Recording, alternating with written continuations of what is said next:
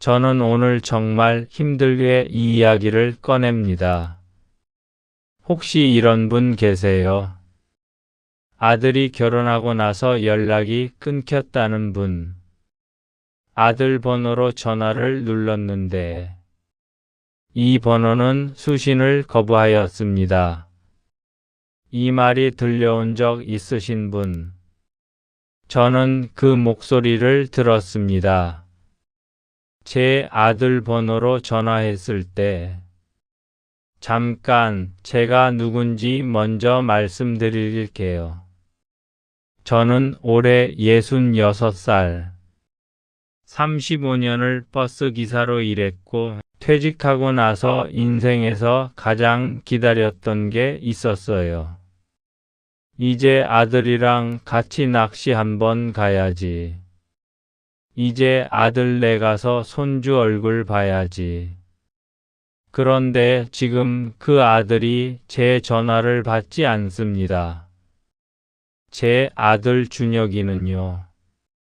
솔직히 동네에서 모르는 사람이 없었어요.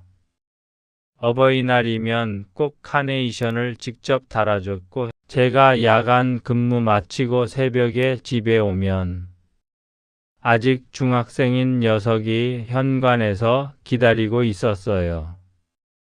아빠, 나 라면 끓였어. 같이 먹자.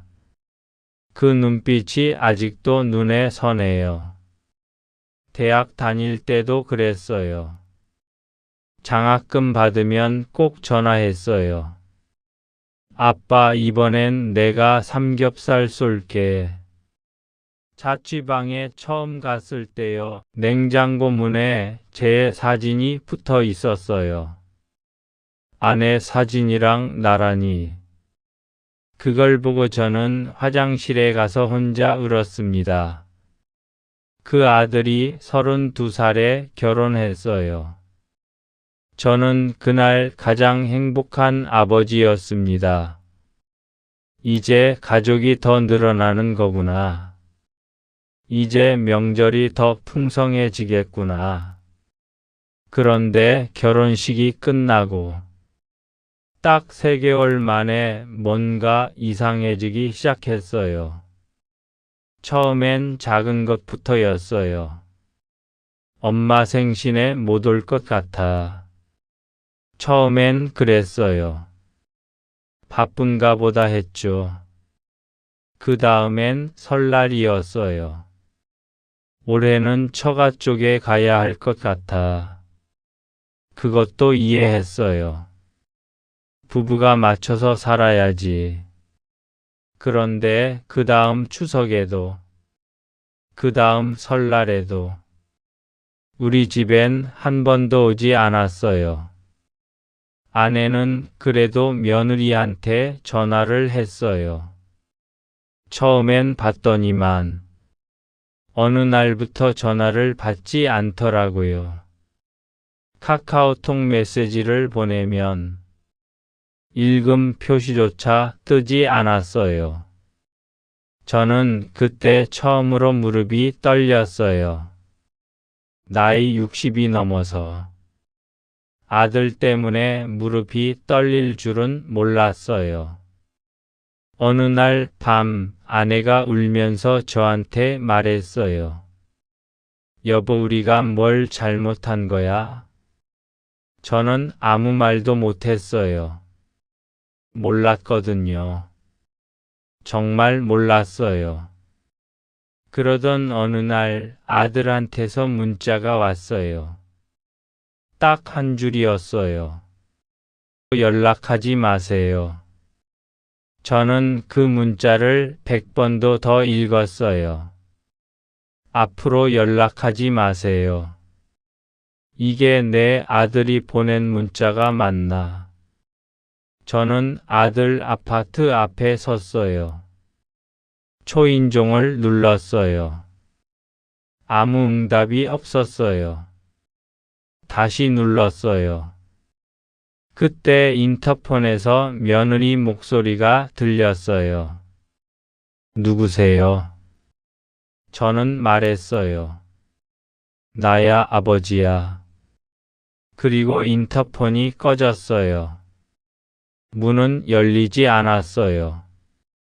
저는 그 자리에 서서 1시간을 기다렸어요. 아파트 복도 바닥에 앉아서요. 지나가는 이웃들이 저를 쳐다봤어요. 66살 노인이 아들 집 문 앞에 주저앉아 있는 거예요. 1시간 후에 제 아들한테서 전화가 왔어요. 아버지, 왜 왔어요? 오지 말라고 했잖아요. 저는 물었어요.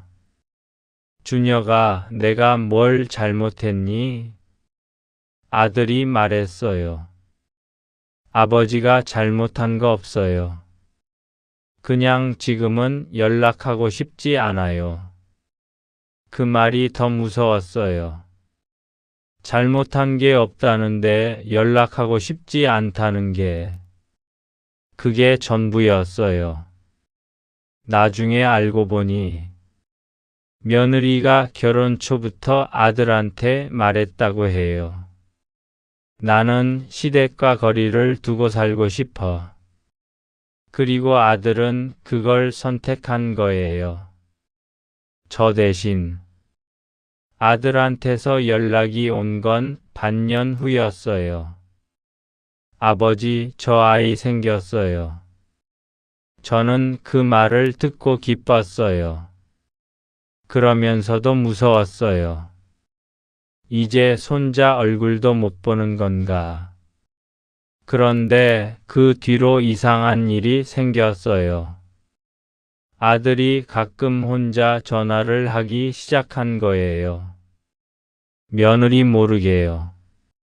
짧은 전화였어요.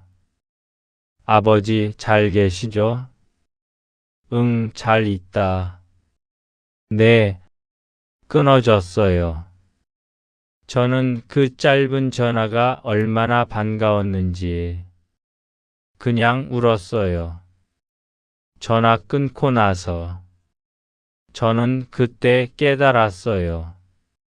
제 아들은 완전히 변한 게 아니었어요. 그냥 두세 개 사이에서 찢겨 있던 거예요. 부모를 사랑하는 마음이랑 아내와 살아가야 하는 현실 사이에서요. 저는 그때부터 마음을 고쳐먹었어요. 더 이상 먼저 연락하지 않기로요. 아들을 기다리기로요. 그리고 제 삶을 살기로요. 아내랑 처음으로 제주도 여행을 갔어요. 35년 만에 처음으로요. 아들 걱정 없이. 그 여행에서 저는 생각했어요. 나는 잘 키웠다. 그 아이 냉장고에 내 사진을 붙여두던 아이. 그 마음은 변하지 않았다고. 여러분 자식이 결혼하면 어쩌면 한 번은 잃어야 하는 게 맞는지도 모릅니다. 그래야 다시 찾을 수 있으니까요. 저는 오늘도 기다립니다. 그리고 오늘도 살아갑니다. 그게 우리가 할 수 있는 가장 용감한 일이니까요. 오늘 이야기 여기까지입니다. 이 이야기가 마음에 닿으셨다면 주변 분들과 함께 들어주세요. 당신의 이야기도 들려주세요. 댓글로 혹은 마음속으로라도요.